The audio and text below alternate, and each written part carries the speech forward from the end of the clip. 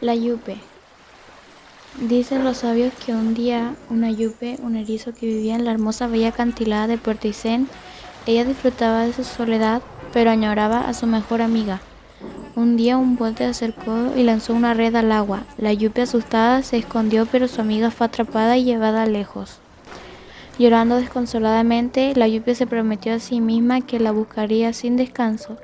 Se adentró en el agua persiguiendo a los sharwa, a los peces uno tras otro, pero nadie sabía dónde estaba su amiga.